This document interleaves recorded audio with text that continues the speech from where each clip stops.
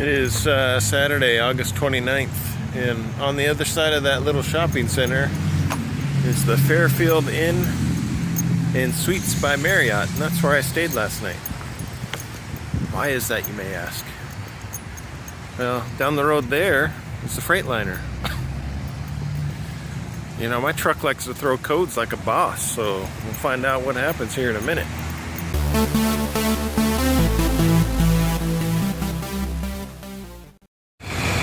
Nothing, I don't know if anything's better than spending the weekend on at a rest stop. But this is in Pennsylvania, and it's got one of those service centers where they got restaurants and all that fun stuff. So yeah, that's how my week started out. This is my load. It's all chained down. It's actually plate steel. I mean, this stuff is, there's one right there, it's like 2 inches thick, another 2 inches thick, and this one's like 3 inches thick. And the same up the front, I've got one 4-inch thick steel plate in here, and then a couple smaller 1-inch thick plates. So it's 45,000 pounds. And yeah, so needless to say, go back here. You got these secret cars next to me. I mean, if they're gonna put a protective, yeah, I don't know why they got plastic. So, what happened? So on Wednesday, I started getting these engine lights coming on, and I think I covered this in another video, but I started losing, you know, a little bit of power in my engine. I could still drive, but it was not operating normally. So, in fact, I pulled over to I was empty. I pulled over to a rest area and getting ready to go pick up a load. And they ended up sending me a message to call them, a number, and I did. And they were telling me, hey, we're getting all kinds of messages from your Omnitrack saying your truck's not doing so good. So long story short, they sent me to a Freightliner, and I stayed in the hotel for 2 days while they tried to figure it out. I don't think they necessarily figured it out, because I think what happens is when they go to troubleshoot these things, it ends up clearing, it ends up resetting the system, and they're unable to trace it exactly where the problem is. So I left that Freightliner after 2 days in a hotel, drove 5 miles down the road, and the lights came back on. So I pulled over and actually no, I made it to where did I make it? I made it to here where I picked up this load, and I was empty, so maybe the strain on the engine wasn't great enough to cause the engine lights to come on. But as soon as I got this loaded on my truck, I drove 10 miles down the road and the lights all came on. And so I made it to my first place where I could pull off the road safely in a rest area near Lancaster, Pennsylvania. And put in a breakdown, and they sent me to a Freightliner in Lancaster, stayed the night in a hotel, and they tried to troubleshoot it. I don't think they could figure it out either.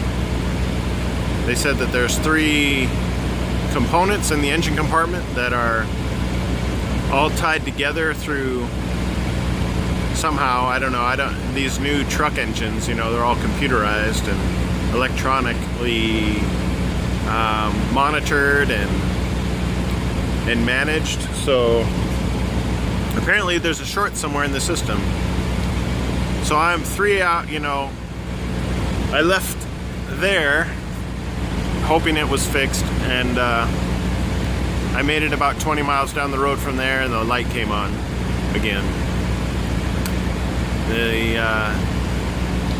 It doesn't have quite, they did a regen on it, so it made me feel like, you know, even if there is an issue with one, maybe it's just an electrical short, my engine should operate okay for this load.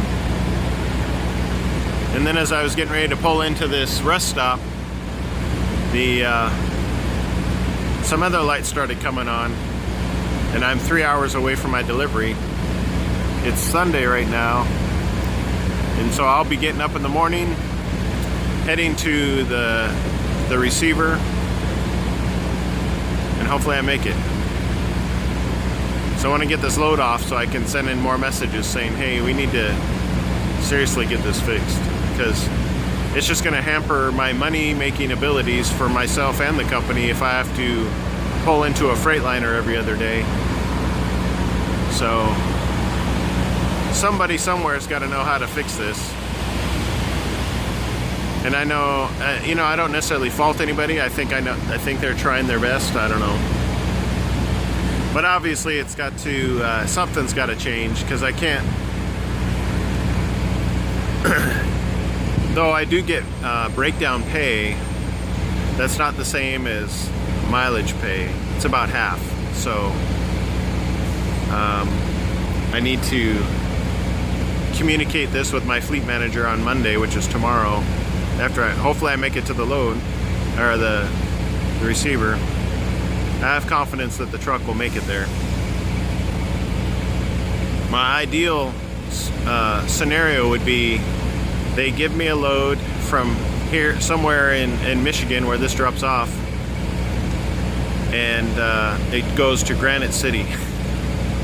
Just let me haul a coil from Indiana to Granite City so I can drop it off, and then you can send this to the Freightliner in near there, because they have a huge Freightliner repair facility near there, and then they can work on this truck to their heart's delight, and this way at least I'll be at home instead of a hotel. And then when they know the truck is fixed, then I can go back to work, because right now this isn't cutting it. So anyway, I'm gonna go inside, use the free Wi-Fi, hook up my computer, communicate with the family. The thing about this service center, I'll show you as I walk towards it. It's got several restaurants, and it's actually got a shower. It's got a truck driver's lounge in it too, which is nice.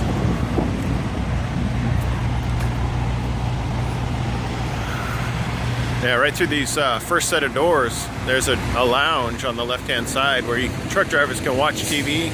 They got 2 TVs set up, and they've also got showers.